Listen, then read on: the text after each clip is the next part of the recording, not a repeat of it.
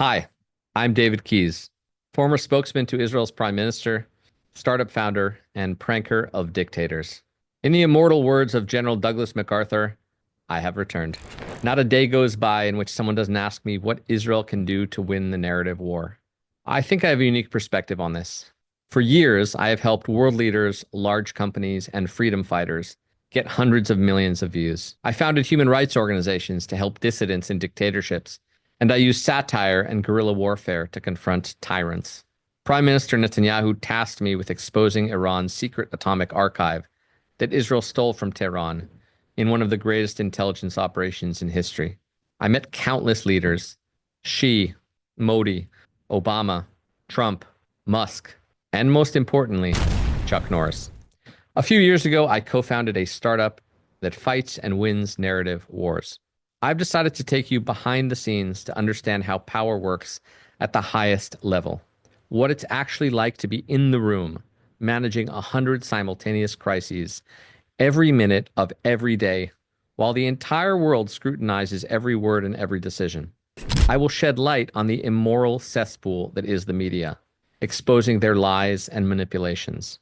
In the Prime Minister's office, I saw daily how completely false stories spread at the speed of light. I myself was subjected to wildly distorted and false accusations.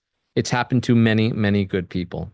Anonymous sources, rumors masquerading as truth, ignoring exculpatory evidence, salacious clickbait bullshit, endlessly regurgitating preset narratives that attack all that is good and righteous in the world.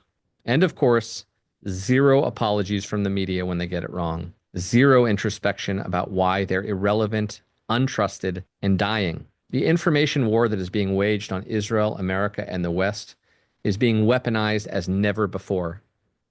Billions from Qatar, Russian bot farms, Chinese algorithms, Iranian psychological warfare. Today, there is a deliberate, massive, and unrelenting war against freedom and democracy, led by ruthless enemies of humanity. All the meanwhile, a corrupt Western media with perverse incentives makes the problem far, far worse. Long ago, they lost any objectivity or desire to pursue truth. That's the only way you can turn the greatest innovator in the world, America's staunchest defender of freedom of speech, and our best hope for the survival of the human species, Elon Musk, into some kind of monster. It's nothing short of a scandal. We desperately need a restoration of common sense. We need a radical commitment to truth. And most of all, we need the civilizational confidence that strikes the fear of God into our enemies. Sadly, in this epic war, the West is barely on the playing field. I would know. I was there. I was in charge of Israel's communications to the world. I was in the room during countless dramatic and secret meetings as the Prime Minister's communications advisor. And I can tell you one thing with absolute confidence. Today, we in the West are outgunned, outspent, and outmanned. But there is good news. There is so much more we can do to win this war. Putin was right. He who controls the AI controls the world. And Musk was also right. He who controls the memes controls the universe, he said. To win, we need to build much more powerful AI than our enemies, and we need much better messaging. That's how the free world wins the narrative war against the tyrants and terrorists who seek to destroy us all. But the sad fact is that the people with the best ideas are often the worst at communicating them. They fail to reach the masses, they fail to intrigue, they fail to persuade at scale. After decades of intense study and fighting in the trenches, I developed a unique methodology that utilizes principles of effective communications. It has sparked unprecedented virality for world leaders, entrepreneurs, and freedom movements. But the narrative war is only one part of the wider war. Above all, total victory on the battlefield is the most important factor to achieving peace and prosperity. That's why I started the Total Victory movement in Israel. Immediately after October 7th, I created this hat so that everyone would see these two words as often as possible: total victory. It spread like wildfire and became the motto of the war. We distributed the hats in Hebrew and English and Arabic to our Bedouin and Druze brothers and sisters fighting on the front lines in the Israel Defense Forces. Often they understand the need for total victory better than anyone else. بالعربي نقول النصر المطلق لا أقل من هيك. For decades, I called for the total defeat of Hamas. I argued with anyone who would listen inside the Prime Minister's office and out. The entire defense establishment told me I was wrong. As Hamas terrorists attacked Israel and tried to overrun our border in 2018, I told one extremely senior IDF officer that he must remind the world that Hamas seeks to destroy our country. He scoffed and said dismissively, David, Hamas is a joke of an organization.